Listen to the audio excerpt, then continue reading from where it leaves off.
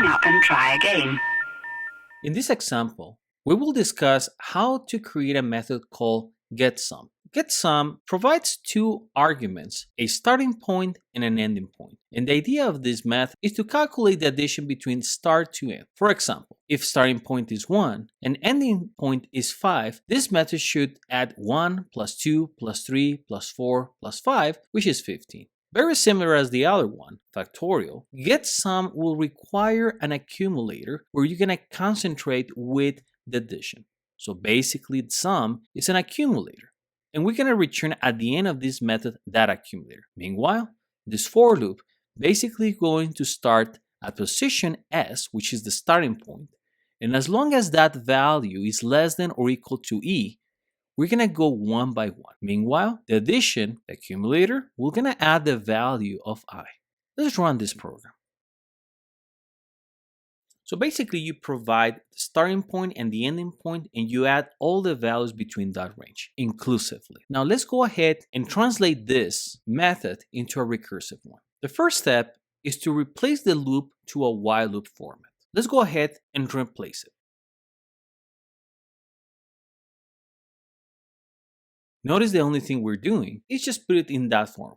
If you already have it in a while loop, you don't have to do anything. Again, we recognize that for loop and the while loop, both of them are pretest loops and they're equivalent.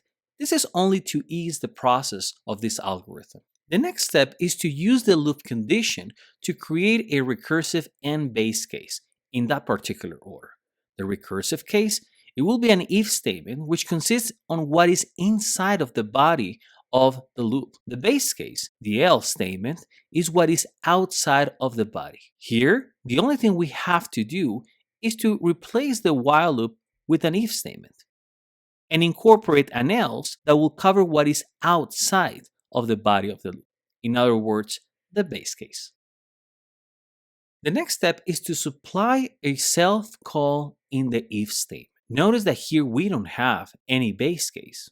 Notice that in the if statement, the recursive case, we don't count with a return statement. So it is our responsibility to check our returning type in this method. Notice that in this method, we will be returning an integer. Therefore, we need a return.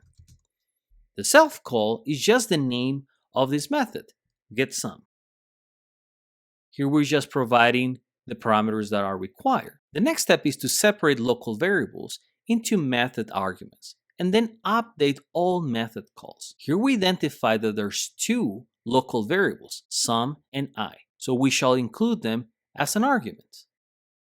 Since we modified the number of parameters, we need to make sure we update the method calls, in this case getSum from line 13. We need to separate those local variables because we no longer need local variables since we have the argument. However, if we decide to do that, make sure you include them on the main.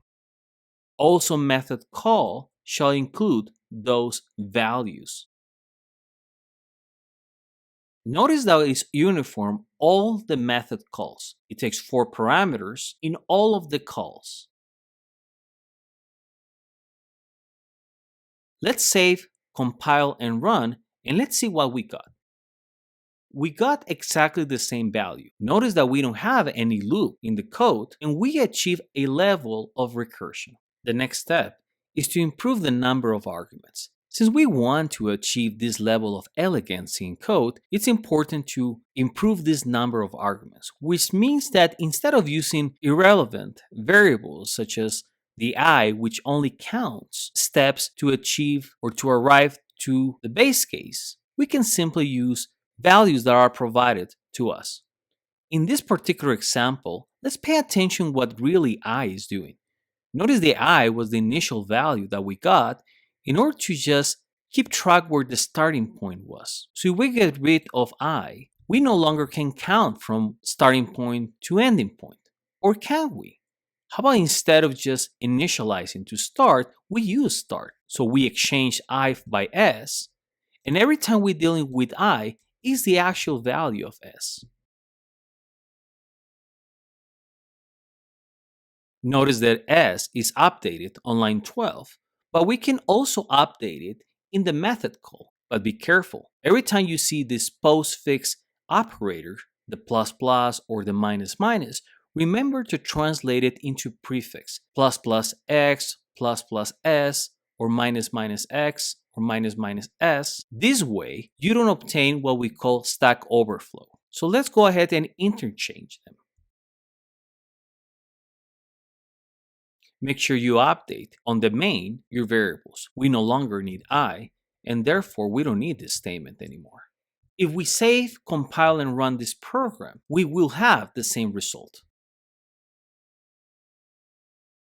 So we're almost there. The only remaining parts is to add the accumulators onto the self-call statement, which is the stack. Notice that the accumulators, there's always this indicator, plus equal, times equals, minus equals. So those indicators can take place in the recursive call.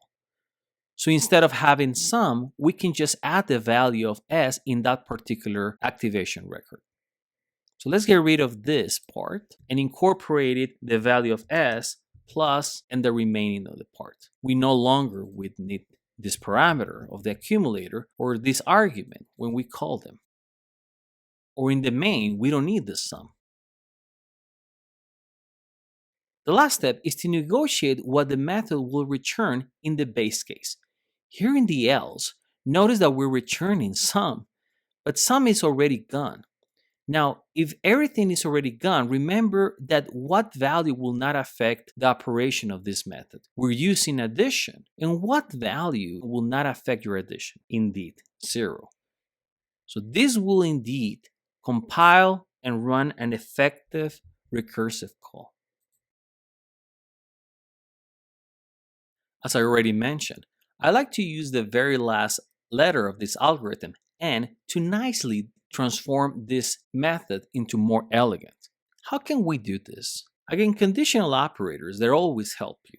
So we can transform these 6 lines of code into one single one. Notice that both have a return statement and they both satisfy with an int. 0 is an int and this recursive call is an int. So might as well we just have to include this statement.